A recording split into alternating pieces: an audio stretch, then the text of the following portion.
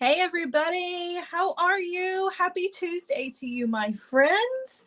It's so good to see you guys. It's funny because my YouTube viewers, you guys leave comments a lot of times before the live even starts, and Lori says this is a long 8 minutes, and Ruby says yes it is. It's so funny because I didn't realize that like you could do that where you could sit and like wait for it to actually show up, like, you know what I mean, like wait for the video to start. So funny. So I apologize that you came early today. Hi to all of you. Oh my gosh. Hi, Cynthia. Hi, Katie. Hi, Laurie. Hi, Ruby, Nancy, Sadie, Wendy. It's so good to see you guys. Karen says she's finally making a live for the first time in a while. I'm glad. I'm glad that you're here. So let me just start off by by apologizing in advance for my voice. You guys, I'm not feeling very well. I'm under the weather. I don't know if it's just allergies or if like I have a cold. I don't really know. I just feel kind of bleh, but more than anything, like I have this scratchy throat thing going on. And so I want to apologize in advance for the fact that I will probably clear my throat no less than 100 times, like I'm some sort of angry librarian. So, so my apologies for that. Oh, goodness. So, yeah. You guys, I got a lot of stuff to talk to you guys about today. I want to give a few more minutes and let everybody kind of come on in before we get down and dirty in the best jewelry making way. But I do have a little bit of housekeeping stuff to talk about before we get started.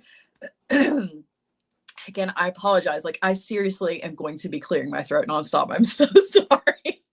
I kept myself up all night long coughing. I'm like, this is terrible. This is terrible. But I'm not gonna not be here, right? Because I mean, I don't feel bad necessarily, just a little blah, but not enough to keep me away.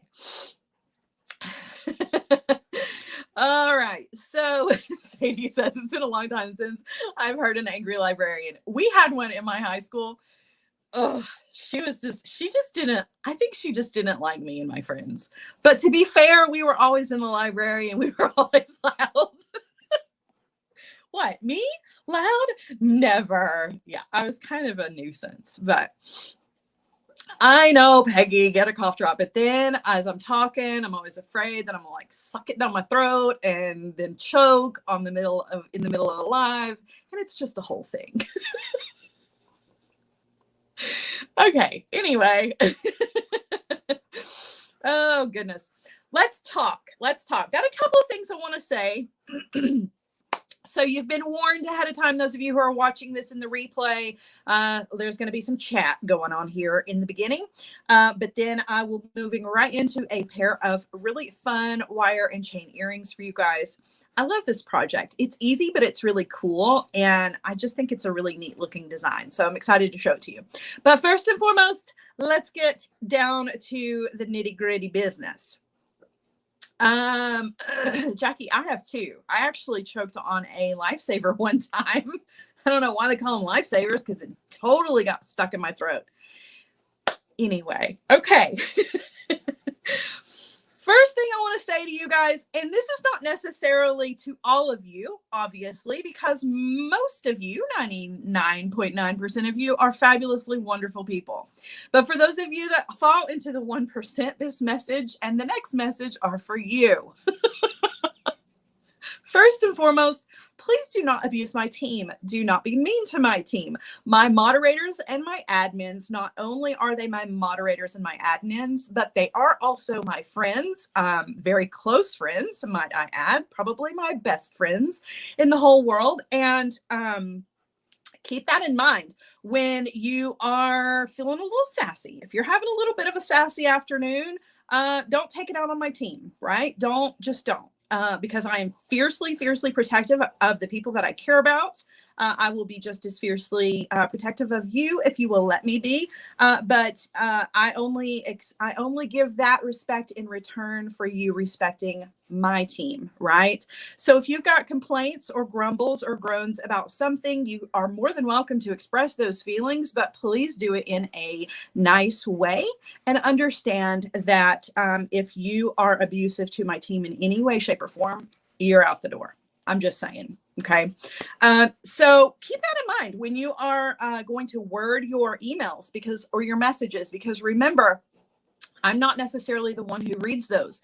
I have a lot of people that are in between. So when it comes to messages and emails and things like that, it usually is a team member that reads those. Just keep that in mind. Okay. You're not necessarily always dealing directly with me. And I trust these people and love these people enough to put them in that position. So please love them and trust that person enough. Right. All right. That being said, I'm going to move on to the next point. I'm not going to stick on this one for very long, but again, this is also directed to that like 0.1%. I feel like we're all a family, and we definitely are. I care about all of you very, very much. I just care about people in general. But I, like I said, I am fiercely protective of the people that I do care about. And that goes for you if you're a part of my community. However, you have to remember that unless we really do know each other in person, we don't really know each other. And so that being said, and I mean this in a respectful and nice way, I don't owe you anything. Do you? And for those of you who don't understand why I'm saying that, then this is obviously not for you. This message is not for you, right? I just know that like we don't know each other on a personal basis, so I don't necessarily owe you anything. Just I will give you respect if you will respect me, and that's just the way it is. I know, Cynthia says, how sad is it that people have to be mean to one another? I know. And that's one of the things that I always say is that hurt people hurt people. And so I always try to take that into consideration when I am reading something that is rude or hateful. I realize that person is hurting, and for whatever reason they are taking it out on me, I don't take it personally. I understand that not everything is about me. Duh, right? Not everything is about me. So if they're in a particularly grumpy mood and they're taking it out on me, 9 times out of 10, it has nothing to do with me at all. And I give that person grace. So I just expect the same thing in return. And if you cannot give those things in return, then perhaps you should see your way out. The end. That's all. And it's just a friendly reminder. It's just a friendly reminder, right? Like we hang out here all day, and, you know, we do our little things together. But the truth is that when the camera is off, you guys don't know what it is that I do during the day. Some of you do. A lot of you do, actually. But there are some of you out there who don't realize what my schedule looks like and how thinly spread I do myself, which is, you know, neither here nor there. All right, moving on, because I don't want to dwell on all of that. Let's see. The next thing I want to tell you about is exciting stuff. Yes. With all of the hand movements, I will sit on those. You guys, October is a wonderful month. First of all, it's my favorite month of the year. Well, I don't know. Actually, I think I might like December better, but it's up there, right? December and October are my 2 favorite months of the year for so many reasons. October happens to be Reese Cup month. It's the official, in Sarah world, it's officially Reese Cup month, starting on Friday. I just made that holiday up myself, okay, for the whole month of October, because that is the one month when the calories of Reese Cups don't count. Make a note. I just bought myself a huge bag of Reese Cups, and I'm sharing that with you because I want you to know that the calories don't count during the month of October. Moving on, though, there are a lot of really fun things that are going on in the month of October that do have something to do with you guys. So let me just kind of give you the rundown of this week. This week, we've got normal stuff going on until Friday. On Friday, I have my regular scheduled Feel Good Friday live. But guys, 7 p.m. Eastern time, I will be live with Sam on Sam's Bead Shop Facebook to do his maker challenge with his last bead box. And just to show you that I'm not cheating, I haven't even opened it yet. I haven't opened it. Like, it's seriously, it's still taped closed. I have not opened it. So it really will be a design on the fly. Make sure that you set your reminders for that, because it's going to be a lot of fun. And that's not going to be the last time you see me with Sam this month. Okay. As a matter of fact, you guys are going to be seeing Sam next week on Tuesday. So right here, same time, same place as right now, we're going to be doing a live with Sam with more beads from his bead box. And he'll be here as our special guest, which is always so much fun. Then again, next Friday, guys, I'll have all of these reminders written down for you. So if you miss these, it's okay. You're not going to miss anything. I also have on the 8th, which is not this Friday, but next Friday, I'm teaching a class over at Sam's. I don't know what we're making yet, but we're going to be making something fun. So set your reminders for that as well. That's at 7 p.m. Eastern time as well. Then moving on, the week after that, if you are part of the Hardwired group, we have Meredith Roddy coming to do a really fun project. She's showing us French flowers, but it's actually going to be French flower technique making leaves for autumn. Let's see what else is going on. I've got a bunch of Michael's classes that are sprinkled in there. I really have to sit on this hand. And last but not least, on the 28th, I will be live with Beadalon. So I'll be the guest over on the Beadalon Live, which is always fun because I get to hang out with my fam over there. So again, I'll make posts about all of these things, but just know that October is a very, very busy month, and we've got a lot of really fun things coming up. So I want you to be involved, right? I want you to be involved. The more, the merrier. All right. So that kind of gives me a real quick little segue into the Hardwired group, because I mentioned that. For those of you who are not part of the Hardwired group, excuse me, that is my paid group, where the projects are above beginner level. They're a little bit more intense, not like crazy intense, but they're a step up above beginner projects. And we have special things, like I mentioned, with Meredith coming. We do special things over there on that group. If you're interested in being a part of that group, open enrollment is happening this week. So how do you enroll to be a part of the Hardwired group? You need to go to that Facebook group and you need to apply to be a member of that group. Then you will be asked to answer some questions. If you don't answer the questions, we can't send you an invoice. We can't send you anything. So please be sure that when you apply to be a part of that group, that you answer the questions. You will receive an invoice. And then once you get all paid up, you get access to that group. You can apply to be a part of that group monthly and get an invoice monthly, or you can pay quarterly every 3 months. So there you go.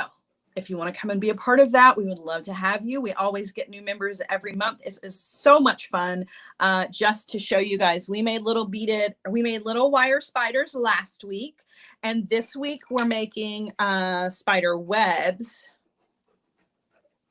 So just to kind of give you an idea of what some of the projects are. So again, those are projects they're above beginner level. That's why it's called Hardwired. So there you go. That's it. I know it was a lot. It was a lot of talking, but let's see. Joe says, I can't keep up with all those dates. I know, it's okay. If you can't keep up with all those dates, guys, I'm going to remind everybody. Okay. Cause I know that was a lot, but more than anything, I just wanted to share the excitement of October, because it's going to be a jam-packed fun week. Okay. All right. Let's make a pair of earrings, shall we? This is a really easy pair of earrings that we're going to put together using the Artistic Wire Mandrel tool. If you don't have the Artistic Wire Mandrel tool, just find something in your stash that is going to work for creating our little component. So let's get started. I don't know why I drag that all out. It's the Southern in me. It's like it takes Southern people, like you have to say goodbye 10 times before you actually go. I kind of have that same problem with getting started. Like I have to give you the introduction like 10 times. And then when it's time to go, I have to say goodbye 10 times too. Okay, so let me show you. Now, I do want to mention something about this pair of earrings because some of you are going to be like, those don't match. The colors don't match. And I noticed it when I took the photograph of these to post. In the picture, for whatever reason, they don't match. In real life, they actually do match. It looks like blue and green combination. It's really not. These little bicones are more of a teal color, and under this lighting and behind a screen, for whatever reason, they don't show blue at all. They are a blue-green. They do match the center bead. You're just going to have to take my word for it.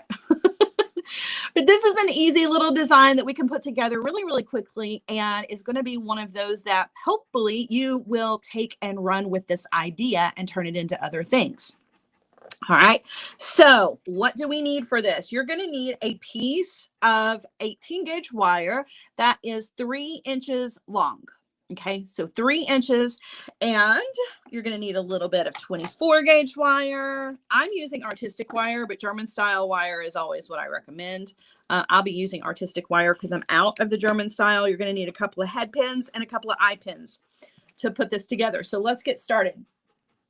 I'm going to use my small bell making pliers for the loops on either end of my wire. If you don't have the small bell making pliers, that's okay. You can use your round nose pliers. Just mark them with a permanent marker so that your loops are the same size, right? That's super important. You want to keep your loops consistent. So I'm going to take that 3-inch piece of 18 gauge wire. I'm going to grab it right at the end. I'm going to use the smallest mandrel of the small bell making pliers, and I'm going to turn a loop. Okay, so there's one loop. I'm going to do the same thing over on the other end, turning the loop towards the inside so the 2 loops are facing each other. Okay, and if you guys have been with me a while, we start a lot of components this way. This is the beginnings of, this could be the beginnings of like 6 or 7 different little components. This one being probably the easiest out of all of them. Now I'm going to take my artistic wire mandrel tool, and I'm going to create a horseshoe shape out of this piece of wire. And I'm actually going to go between 2 different sizes here. So I'm kind of in the middle as far as the mandrel is concerned. And actually, I'm going to step down to a larger one. We're going to start out just bending that component around. And then I'm going to step up and kind of squeeze it in a little bit smaller. Okay. I'm going to take this off, have the tool, and you can see I've got like a little U shape here, and it's still very much wiggly. We haven't work hardened it yet, but before I do any of that, I want to take my pliers and twist my loops so that they're facing outwards. Okay. So now we definitely have a little bit of a U shape. I'm going to put this back over here on the mandrel and give it a good squeeze again, because I really want to make sure that I've got a nice round shape, right? If it got distorted at all when I was turning the loops, I want to fix all of that. So putting it back onto the mandrel will help. Okay. All right. Now I know somebody's going to ask what size mandrel was I using. So I'm going to tell you. I was using a combination of about 3 of them, but the main one that I'm using here is that is 18 millimeters. So 18 to 17 millimeters is going to be about the size that you're going to be looking for if you're looking for something around your work spot, you know, to get that size. Okay. All right. Now what I want to do is I want to take this. I'm kind of forming it with my fingers a little bit as well. I'm going to take it and I'm going to put it on the block. So I've got a steel block here, and I'm going to work harden this with my nylon hammer. If you don't have a nylon hammer, you can use a rubber hammer or rubber mallet, or you can use rawhide if you want to. And we just want to work harden by tapping on it, because it is only 18 gauge wire. So we want to ensure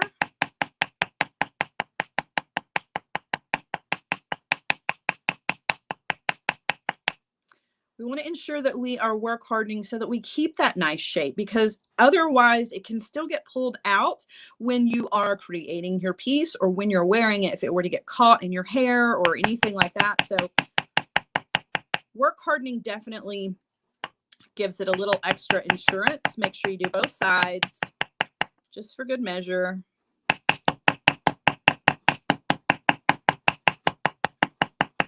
Okay, and then you just want to check it. You know, if it's still too bendy for your liking, put it back on the block. You can't over harden, okay? That's not a thing. Hi, Marcy. All right, so we have work hardened our little component, okay? Now what we want to do is we want to wire wrap a bead in between our two little loops here. So we may even have to open it up just a little bit wider to make our bead fit. I am using a bead that is, whoops, this is an 11 millimeter bead. It's kind of a weird size. You can use whatever size you want to. Up to about 13 millimeters, but you're definitely for those larger, you're going to have to pull your component apart just a little bit more. But yeah, for this size component, up to a 13 millimeter bead will work. I'm going to take about 4 inches of 24 gauge wire. Okay.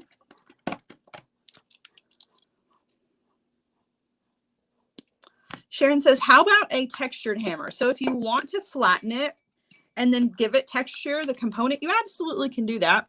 18 gauge wire might not be quite thick enough for you to get a really good, you know, noticeable texture. If you were going to do a texturized component, I probably would go up in the wire department to maybe 14 gauge. I probably would 16 gauge, 14 gauge, somewhere around there. You don't want to go as big as 12 gauge just because that's just really heavy and thick. But definitely to show off. Peggy says, how do you know which kind of hammer to use when work hardening? That's a great question. So let's talk about that real quick before we wire wrap, because this is a short project, so we have time to chat. So for most of my projects, unless I want to alter the structure of the wire, I use a nylon hammer just because it is lightweight. I can just, you know, I just throw it around. It's always here so that I can grab for it. The nylon hammer is going to strictly work harden. It will not flatten the surface of your wire. So if you're going to hammer your wire against a block or against a hard surface, nylon, rubber, and rawhide will not flatten out the round structure of your wire, and it will only work harden. If you want to use a metal hammer, like a chasing hammer that has a ball on one end and has the flat end on the other, you can use it very, very lightly to work harden. But if you are too aggressive when you are work hardening with a flattened hammer, it will flatten the surface of your wire, right? Which is not necessarily a bad thing if you are wanting to do something like add texture, like Sharon was alluding to, right? You can flatten out the surface of that round wire, and then you can use the ball end of that hammer to create texture, or a textured hammer, whatever it is that you have, to create some really cool indentations into your wire. But that flat end, not only will it work harden, but it will flatten the wire. So just keep that in mind. So if you want to keep it a round wire without flattening out the surface of it, go with a hammer that is not metal. There are a couple out there, you know, a couple of different kinds of rubbers. There are a couple of different plastic hammers. Nylon is just the one I like to use the most because it's lightweight and I can throw it around, and I don't have to worry that if I smash my finger, it definitely doesn't hurt nearly as bad. So, because I do that. Right? I do that. Okay, so now we are going to wire wrap our bead in between our two little loops here. And to make it a little bit easier on us, we are going to come in with our chain nose pliers, and we are going to walk open, right? I'm not pulling apart. I'm just kind of twisting open one of those loops. That's going to make it a little bit easier for me to wire wrap in between there. So I'm going to take my 24 gauge wire. I'm going to lay it across the component. Okay. And I am going to wire wrap onto the component about 4 times. Now, if you need to do this up here first and then slide it down, that's fine. That's totally fine. Okay. It doesn't matter where you do this. You want to do about 3 wraps. You want to squeeze those 3 wraps together, get them nice and tidy. I actually ended up with 4 because of the length of my wire. I also want to squeeze that one down, right? Now I do want to slide this down into that loop. Okay, so if you didn't already wire wrap it inside the loop, we're going to come back in with our pliers. We're going to close that loop shut. That's going to make sure that our wire wraps don't travel away. Okay, and I'm going to trim off the excess wire on the back. If you need to flatten that down with your pliers, go right ahead. But now I'm ready to add on my bead. So I'm going to thread my bead on. And now I want to wire wrap in the loop on the other side. So the same thing, I'm going to come in with my pliers and I'm just going to open gently that loop so that it's just a little bit easier to get my wire in there when I wire wrap. Okay. And again, I want to wire wrap about 3 times. Okay. I'm going to clean that up with my pliers, and then I'm going to come in and close the loop back. I'm going to come to the back and I'm going to trim off the excess. Okay. All right. So now we have our little component. Now I'm going to add dangles and fun things to this because that's just kind of my personality. But before we do all of that, let's talk about some of the different things that you can do with just this little component. So this can actually be done smaller, okay? And you can link these together to make your own little chain, or you can link them with jump rings or whatever, and you can make your own little bracelet out of these. You can do them all in the same direction. I think this is cool. So imagine for just a second that this one doesn't have all these beads on it, okay? But I've made these little components and I made a whole row of them in maybe like a much smaller size, and then I attach them with jump rings. You can make a whole chain out of these, right? So you could make a bracelet. You could make a necklace section. You could make a really long dangle earring. You could do a lot of things with just this little component. You can switch up a single bead here, and you can add more than one smaller bead. You could do like birthstones if you wanted to. You can, of course, turn it this direction and hang something from the middle, you know, and then do dangles down here. We're just going to use it this direction because that's a little bit different than what we normally do with this component. But I want you to know that this little component can be used in so many different ways and doesn't necessarily have to be this size, right?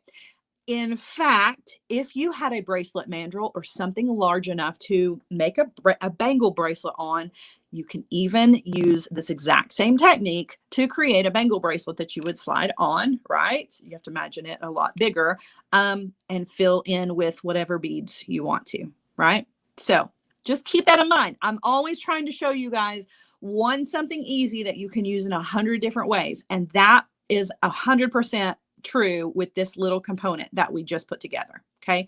It looks super simple, but it can be so many things. All right. So we're going to continue to make ours into a really fun little earring design.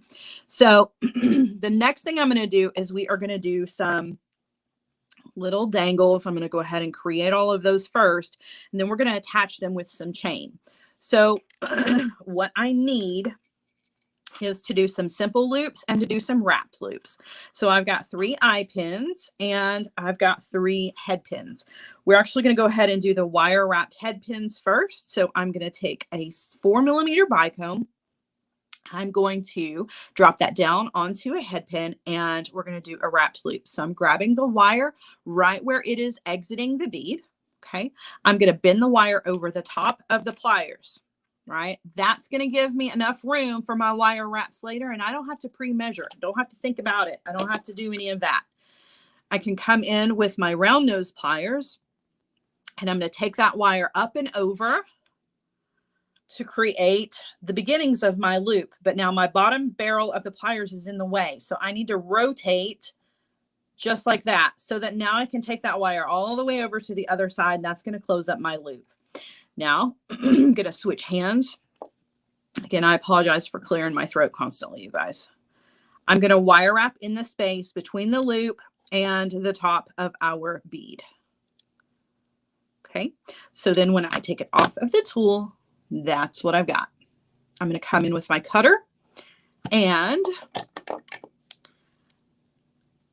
trim off the excess. If you need to tuck your little wire where you cut it, just squeeze that in with your chain nose pliers. Okay, and we're going to do that 2 more times because we need 3 of these.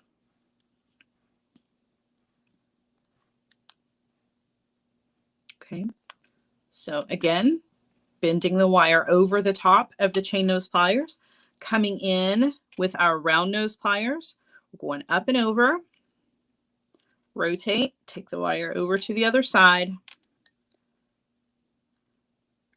and then we are going to wire wrap in that space. Okay, trim off the excess.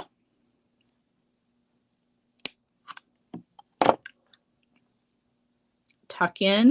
If you've got any sticking out, make sure you do that. That's the difference between, you know, just jewelry you made for yourself and jewelry that you're wanting to sell or give as a gift, because those little things like that, those little pieces of wire, you know, if you scratch yourself up, that's fine.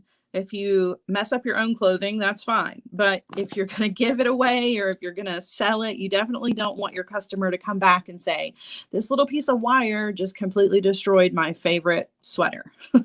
You don't want to be that person. All right, last, up and over, rotate the wire, take the wire over to the other side, and then wire wrap in that space.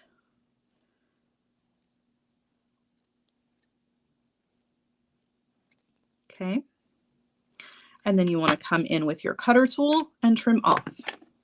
Guys, I forgot to mention, I actually have a Michaels class this Saturday. If you would like to join, the Michaels classes are 100% free. You just go to the Michaels website and sign up, and you will get a notification when class is about to start. That is at, I believe it's at 1 p.m. this week.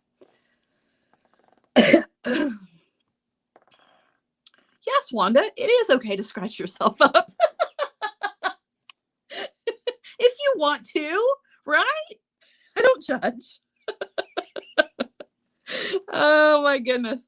All right. So now what we want to do is we want to create the longer sections of these for our little dangles. And we're actually going to do just simple loops for these.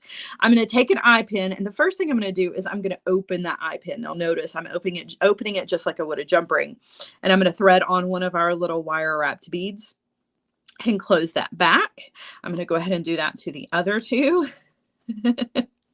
We did have a lesson on kindness. Okay, it's not okay to scratch yourself up. I apologize. I just mean if you want to cut corners in your jewelry making for yourself, right? Nobody's going to judge you. But definitely don't cut the corners when it comes to, you know, the others. The other people in your life that your jewelry is going to go to. All right, so now I'm going to thread on a larger bicone. This is going to be the one in the center, so it's going to be a little bit longer, and 2 smaller bicones. Margaret says, what are you making for the Michaels class? So I'm actually making a really interesting Halloween inspired necklace. We're doing red. I think it's red and black, and there are some skulls involved and some herringbone wire wrapping, but all of those things can be altered and turned into just a regular everyday necklace if you're not feeling like skulls. You know what I mean? It's one of those designs. It's fun for Halloween, but could be changed for any time. All right, so we're just going to do a simple loop on the top of this. So I'm going to, instead of bending the wire over the top of the pliers, I'm bending the wire over the top of the bead. Right? Just right where it is exiting the bead. I'm going to come in with my cutter tool, and I'm going to trim off the excess wire. I only want to leave myself about 1/4 of an inch of wire. That's all it takes to make a simple loop. So to do our simple loop, we're going to grab the wire with our round nose pliers, and we just want to roll back. We're rolling back towards the beads. We're rolling back towards our hand. And you just want to be sure that that loop gets closed. Okay. We're going to do that 2 more times with the other 2. These only have one of the 4mm bicones, so a 6mm and a 4mm. That's going to give these that tiered look once we attach them to our chain. Okay, so again, I'm coming in. We're doing just a simple loop, so I'm just going to bend.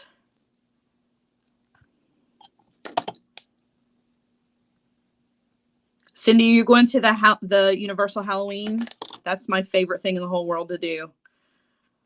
We had so much fun doing that. And we're going to go again. I hope next year. I'd like to go again next year. All right, so there's our simple loop on that one. We're going to do that again. Cindy, have you ever been before? It is so fun. It is absolutely worth every penny. When I was there before, the last time I went, they had The Shining was one of the ones to go through. It was amazing. It was amazing. All right, so again, we're going to grab the wire and bend it over the top of the bead. Okay. Trim. We're going to come in with our round nose pliers. And we're going to roll back. Okay. That's our little loop. And just for everybody who struggles with simple loops, just know that I struggle with my simple loops as well. They're never the same size as the loop that's the prefab loop. They are quite often more teardrop shaped than they are circles. So just, you know, it's okay. Is what I'm trying to say. It's okay. It's okay. Because once they get put into the design, nobody notices them anyway. All right. So now what we want to do is we want to take a little piece of chain. I've got a little piece of small cable chain in gold. Okay. And we are going to hang that between our 2 loops here. And I'm going to use a 4mm jump ring to attach those. So I'm grabbing between 2 pairs of pliers, and I'm just going to walk that open. I'm going to thread on the last link on one end of my chain, and then I'm going to hook that to one of the loops on my component. I'm going to make sure that's nice and open. And then I'm going to close that back to attach it. Okay. And now I'm going to do the same thing. So I'm going to attach this end to the other side. I was Nicole.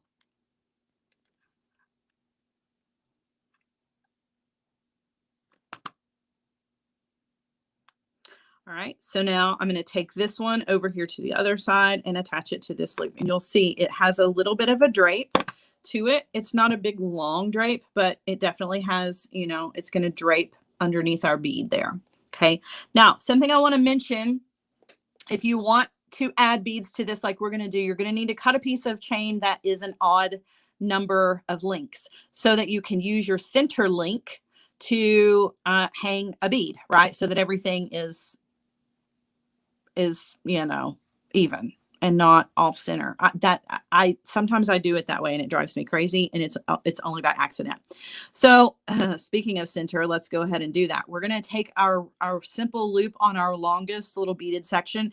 We're going to open that up, and we want to attach that to the center link of our chain. So let's see here. Let's find the center one, which is going to be this one right here. I always like to start in the center.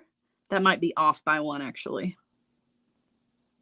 I like to start in the center so that I can even up the other 2. That's better. That's the center, I believe. Let's see. 1, 2, 3, 4, 5. 1, 2, 3, 4, 5. So my little piece of chain had 11 links. So we are attaching and making our center in the 6th link. Does that make sense? Okay. All right, now I'm going to do the other 2 on either side. That's enough. Be quiet. I'm going to open up and I'm going to attach this one, not on the jump ring. So there's the jump ring. I'm going to skip one, and then I'm going to attach to the one right after that. That just makes it easy. Easy space. Cooper, no. Sassy. All right. Same thing on the other side. So we're just going to open up. Okay. And then, I don't know what he's barking about. So not the jump ring, not the first ring, but the ring right after that. Okay. And we're going to close that back. All right. And there are our little dangles. For some reason, that one's hanging a little funny.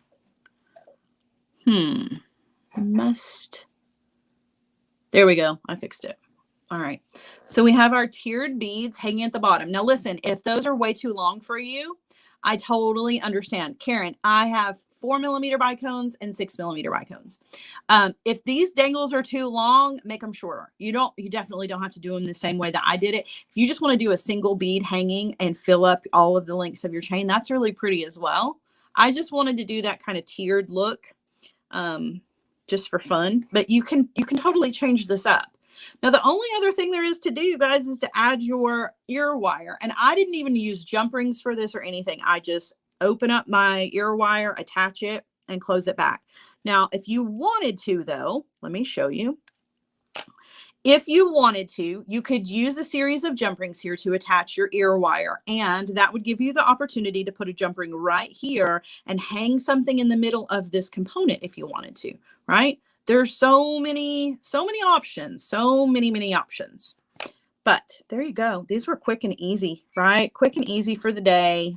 I'm going to turn you guys around and show you what they look like on, because they definitely look better on than they do laying like that. On the mat, they just look like kind of weird little octopuses or like jellyfish or something. But they look really cool on. So let me prove it to you. Let me prove it to you, right? Give you an opportunity to see what they look like on. They're really pretty. And it's just a different design, right? Because normally when we make that little component, we use it the other direction. But I think it looks cool turned upside down, right? So there's one. See how pretty they hang? They're just different, right? It's just something a little bit different. Not hard, just different. And easy, doesn't use a ton of material, so you can use these for gifts. You can use these as filler in your booth if you need to. You can make these multicolored. You can do them in silver. You can do them in copper. Really pretty. Just a simple little fun something. And they're not overly huge. I do know that they are a little long for some people, so you definitely will want to adjust that. But overall, they're not a huge earring. And the cool thing is that they're very lightweight. So you don't have to worry that, like, at the end of the day. What size are the big beads? The big beads in the middle, those are, I believe I said they were 11mm. I think that's what I said. I either said 11mm or I don't know. I said at the beginning, you'll have to go back and look. And it's also in the materials list, the millimeter on those beads. I'm sorry. I wish I could remember. If you hadn't asked me, I could have told you, right? All right, you guys. Thank you so much for joining me. 11mm. Yep, I got verification on that. I did good. Thank you guys for joining me for today's project. Cooper, no, he always has to come over here and whine at the end. It's been fun. I missed you guys since last week, right? That space between Friday and Tuesday always seems like a long one, so it was good to see you guys again. What else? Let's see. Just don't forget, okay? Our Friday show is our regular scheduled 1 p.m. Friday show, but then I'll be on again at 7 p.m. over on Sam's Bead Shop, okay? I will post reminders for all of that. Don't forget about my Michael's class at 2 p.m. I'll post reminders for that as well. Lots of fun things coming up for October. So if you came into the tail end of this, definitely go back to the beginning and watch the replay to find out all of the fun things that are coming up, okay? All right, guys. That's it. Have a wonderful rest of your afternoon. In the meantime, or between now and when I see you again, please keep posting your pictures in the community group so that we can see all of the amazing inspiration. And I'll see you guys again soon. Okay. Love you guys. Bye.